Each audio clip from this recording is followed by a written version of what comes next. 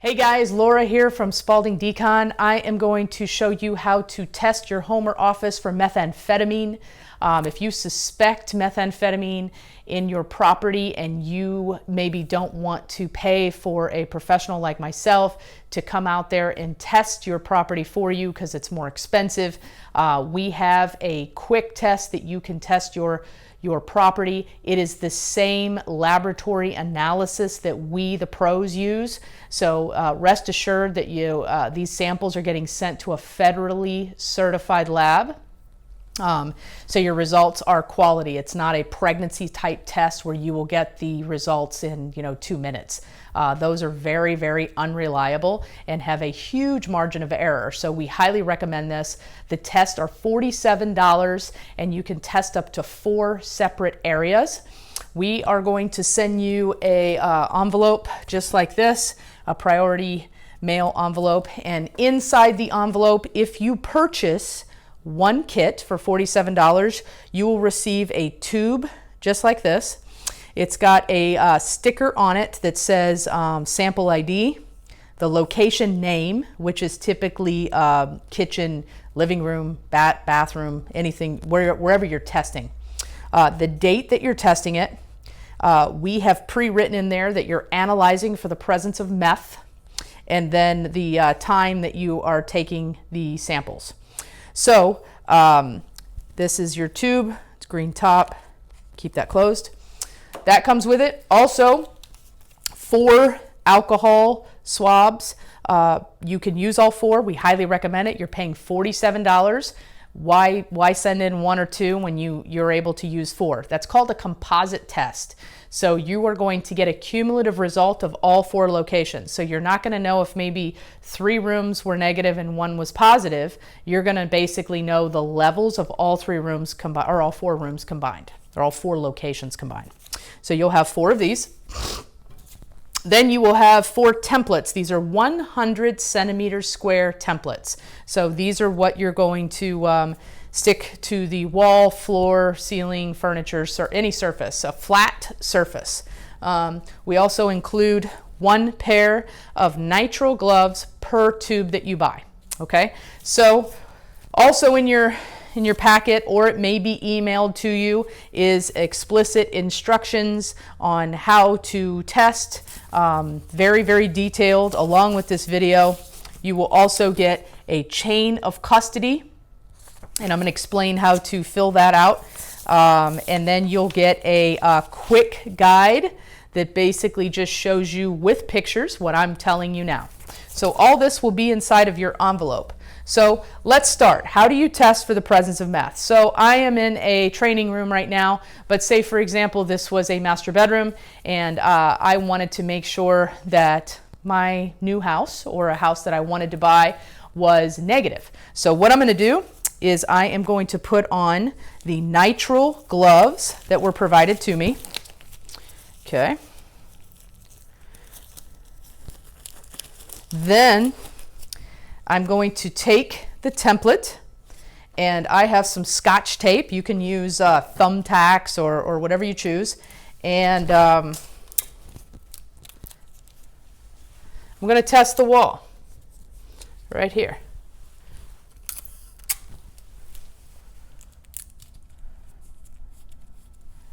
Okay, so this is, again, 100 centimeters square is what you're testing. And we're going to open the pack of alcohol swab. And you can, if you, for example, lose these, or I don't know, they catch on fire or whatever you want, you can get these at CVS. There's nothing special about them, Walgreens, whatever. They're just alcohol swabs. So I'm touching them with clean gloves, so there's no cross-contamination. You can see just a regular swab. So then I want to come over here and I want to go from the left to right pattern, right? And then I want to flip it and go up and down, right? We're good to go. We've got the entire square. Then I'm going to open my cap and I'm going to stick it in here. All right, and then you repeat the same process for every single template that you put on the wall, floor, or surface. Now, I highly recommend a few areas to test.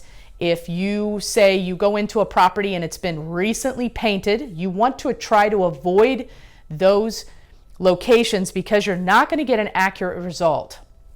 Try to test areas like a cold air return or a vent in the ceiling or floor, depending on where you live in the country, behind refrigerators, behind stoves, in cabinets, underneath cabinets. Those are areas that a normal person doesn't typically clean.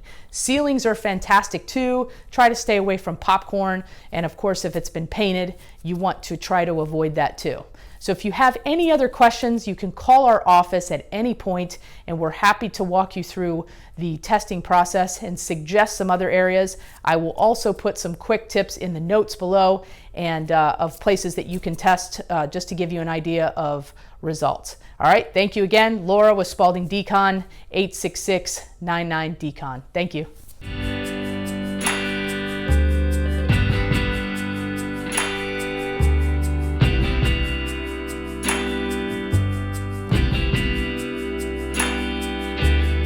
So now we've taken all of our samples. If you bought one tube, you took 4 samples with 4 different templates, right? So now we need to fill out our chain of custody. So this is what the chain of custody looks like here. The highlighted areas are the areas that we need you to fill in. Okay, so let me go over them. The sampled by in the top right corner is your name, and you can just put in your initials. You can put in your first initial, last name, however you want to do it, but we need something in there. The number of samples, the reason that we have you put that in there is because when the laboratory receives this, it's a chain of custody. So if they see 2 on there, but there's only 1 tube in your envelope, they know that they're missing something. So the number of samples that you're sending in must match what's actually in the envelope. Below that is the date of the shipment. So that is the date that you're actually mailing it to the laboratory. This tells us if there's any loss in the mail or there's any break in the chain of custody. The next line below that is the U.S. state where it was collected. The reason that we ask that is because there are 23, 24 regulated states right now. So we want to know if you are in a regulated state. It's not something that you need to know until we get your results, but we will certainly explain that to you once we get your results.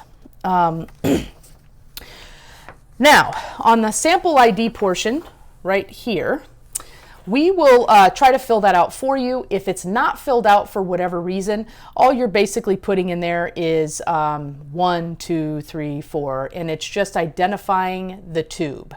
Whatever sample ID that you put on there must match what you put on the actual tube. So if you put number 1 on the tube sticker, you want to put number 1 here. So that indicates that the result for that tube goes right here on this first line. We fill in the media and we filled in the analyte, which is meth. We need you to fill in the volume. Again, if we are giving you 4 templates, that allows you to test 4 different areas, which is a total of 400 centimeters square.